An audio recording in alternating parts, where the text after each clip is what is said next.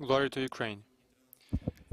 Today is April 13 and this is Military Media Center. Today you're going to be briefed by the representative of the Advanced and Captured Weapons and Military Equipment Research Center of the General Staff of the Armed Forces of Ukraine, and you're going to be briefed by the technical and design imperfection of Russian UAVs. And please welcome Andriy Rudek.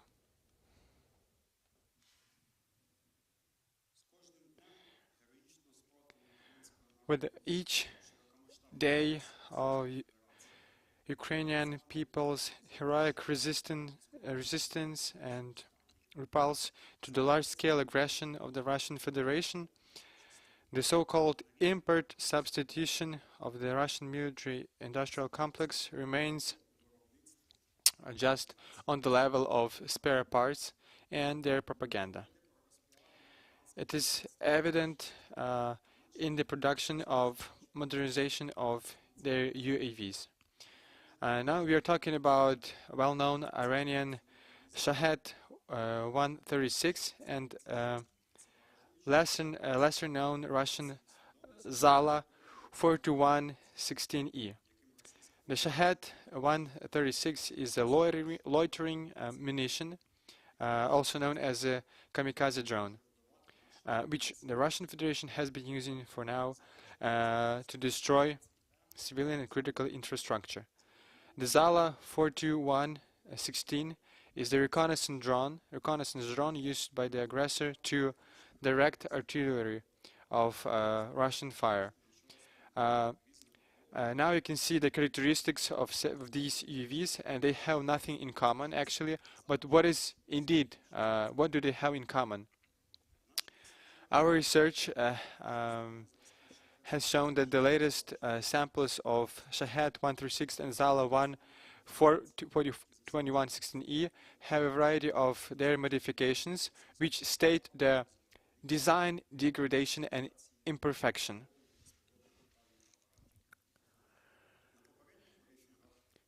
During previous briefings, we have noted that unlike schemes and just microcircuits, Russians are capable to produce simple parts as transistors, resonators, etc. The technologies they have is inherited from the Soviet Union. However, the Russian state, faced the problems of production even on this level.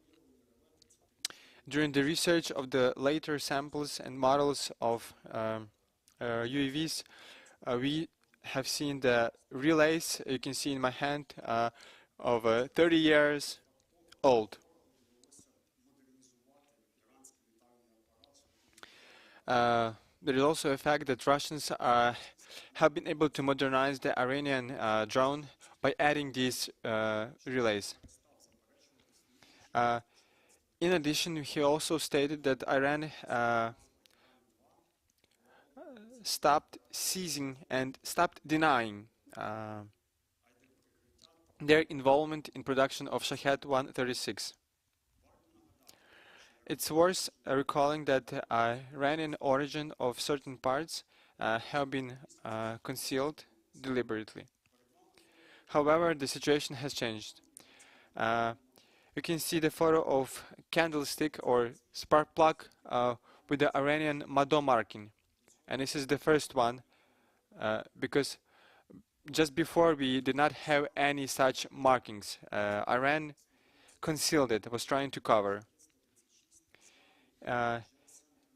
In addition to the new relay, we are representatives of our center found a so-called GSM transceiver in Shahed UAVs. These details have nothing of a Russian origin. There are no even any Russian markings on that. The traditional FSB stamp and label for such equipment is absent as well. And that is why we can say that this device was manufactured and produced in a hurry. We cannot state the origin of such markings, but we can state that it's not Russian-made. On this slide, we can also see some foreign components of the ZALA 42116E. These are processor, RAM, internet switch, audio codec, navigation satellite system, receiver, controller, airspeed sensor, barometric altimeter, a controller, internal navigation system, etc. It's also worth noting that these components are not new. It's possible that they have been used elsewhere before being used in this UAV. Now you can see the ZALA 42116E UAV camera. As for its design, it's this device mounted on biaxial gyro stabilized suspension. It operates in the infrared thermal ranges. A laser designator is also installed with this camera. We assume that this solution of the design is used as a guidance system for other UAVs. However, it's been verified. Like the previously mentioned circuits and schemes, this camera is not a product of Russian military industrial complex, because all of the parts are of foreign origin. The modifications found in these drones indicate the following. First of all, Russian military industrial complex is unable to independently provide a full scale of production of its own maintenance concerning Iranian UAVs. The Russian defense complex is dependent on foreign components in the production of UAVs.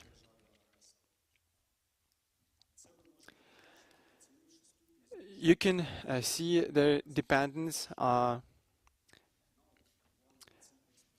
by the degree of wear and state of microcircuits and other schemes. You'll be able to see right now.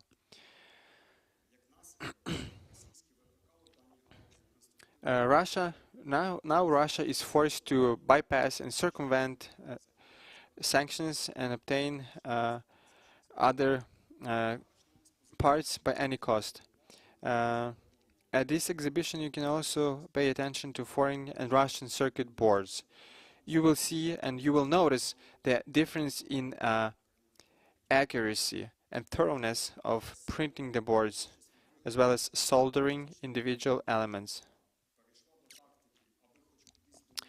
Having abandoned the production of its simple components, Russian has the following tactics: just to make it fly and explode, or just to show or at least illuminate something. And this can be verified and confirmed by the strike on dormitory on a dormitory in Rzheshev in Kyiv region. 9 civilians have been killed on that day. Despite design degradation, Russian and Iranian UAVs pose a danger to Ukrainian defenders and civilians. The components demonstrated here, as well as other Shahed and ZALA modifications, showcase that the Russian Federation is not going to give up their plans concerning Ukraine, and they will try to wreak havoc, destroy and destruct Ukraine by any cost. That is why it's very important to deprive Russia of any opportunity to conduct aggression and continue their crimes. Thank you for your briefing. If you have any questions, please ask. Do we have any questions? Okay, just a second.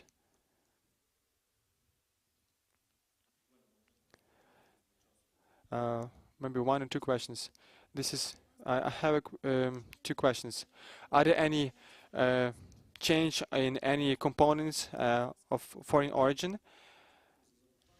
Thank you for your question. This is a very good question because we do see some changes, because if we were able to talk about new microcircuits or chips or even schemes for these UAVs, for the UAVs produced before, and now given the sanctions on Russia, we can say that there is a design imperfection, a degradation of such schemes, boards, circuits, etc. So we had a chip or a board from one state, but now it's replaced by Russia. Are there any questions? If there are no questions, you can ask it after the briefing, and it will be showed at the exposition. It will be shown. This is Military Media Center. We have a briefing of the representative of the Captured and Advanced Weapons and Military Equipment Research Center, Lieutenant Senior Grade Andriy Rudek. Thank you, and see you soon.